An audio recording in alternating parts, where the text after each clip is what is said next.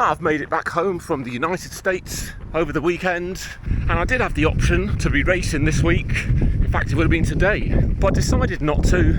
I'll come on to the reasons for that later. So in the meantime, training continues, and I'm going to give this 7 by a K workout a try today. So we're going to have 80 seconds of recovery between the reps.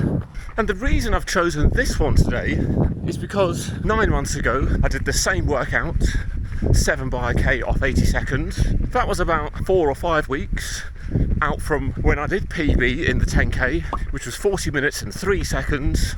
So I'm interested to see how we compare between the two. Now, last time out, I averaged 3:53 for those K reps, which to achieve that today feels like a tall order. Now today, we're already up to 19 degrees C at 9 o'clock in the morning. Last time, it was only 9 degrees C, so significantly warmer today. But on the other hand, training has been a lot more intense in the lead up. So just by one measure, I'd ran 460 kilometres in the previous 8 weeks before that workout, whereas today it's more like 580 in the previous 8 weeks. So, you know, another 120 kilometres in me. Last time out, I had an old pair of the Vaporflies on. I got the same on now. So yeah, let's see how we get on. Well, that is a 4K warm-up done, so we can get straight into this.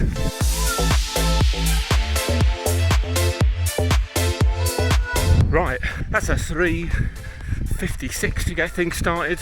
Yeah, felt okay. Not too hard, but not that easy either. But the first one is always supposed to feel the easiest. So, on to the second. That one was also 3:56. Right, there we go again. Right, third rep done, also 3:56. So keeping this under control so far. Rep number 4.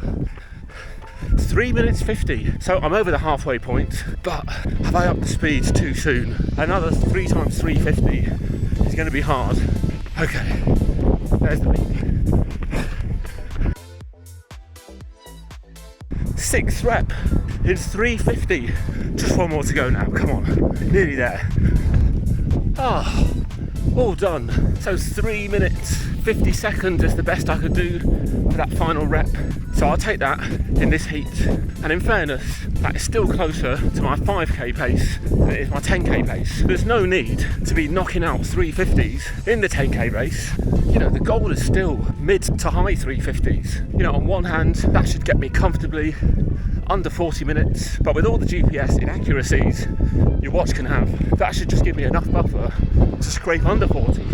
You know, in that race where I went 40:03, if I remember right, my first kilometre was like a 3:52, and you can't help but wonder how different might that race time have looked like if I'd have been a bit more sensible and went out in 4 minutes 02. So it is important to stick to your pacing, agree with yourself what the pace is going to be, stay disciplined, even if it feels easy. You know, a 10K race is not a tiny distance. There is a long way in it, so there's always plenty of time towards the end, if you're still feeling like you've got a little bit left in you, to up the pace. And I'd much rather go too hard at the end than too hard at the beginning.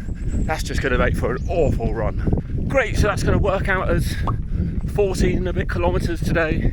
Yeah, from memory then, those paces were 3 lots of 3:56s, followed by a 3:50, a 3:52, and then a 3:50 and 3:50. When the watch syncs, Strava might be kind to me and show us 3:40 something, 3:49 in that last rep, because that was definitely the hardest, as I'm sure I'll be able to tell by the heart rate.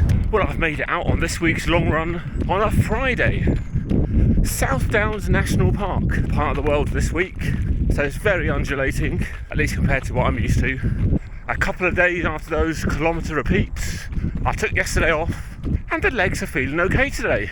Yeah, obviously I've decided not to do the 10K race this week, so there's ended up being a few different reasons that have all aligned at the same week. Yeah, so reason number one. Now, I didn't mention this in last week's video, but Yosemite National Park, 700 plus meters of elevation gain. That is not to be underestimated. I ended up having DOMs for the next 3 to 4 days, which is hardly good prep for a hard 10k race. Right, reason number two, excuse number two maybe.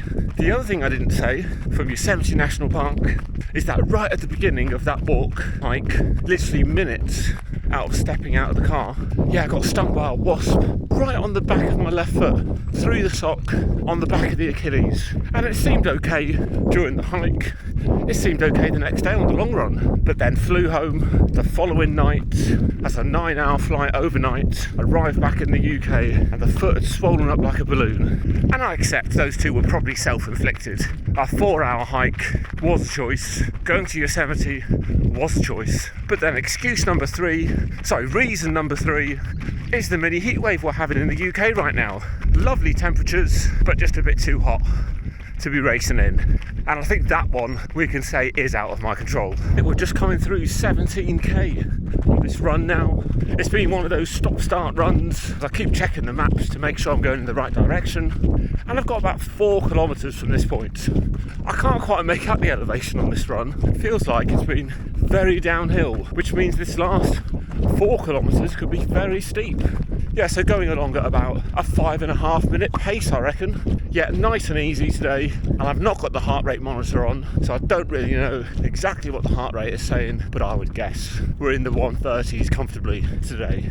Oh, I've come the wrong way down this steep hill. And now I'm coming back up it.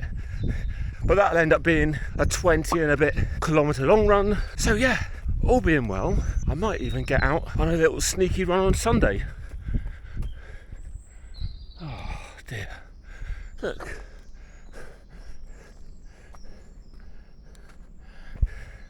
I've definitely come the wrong way. Right, that'll do.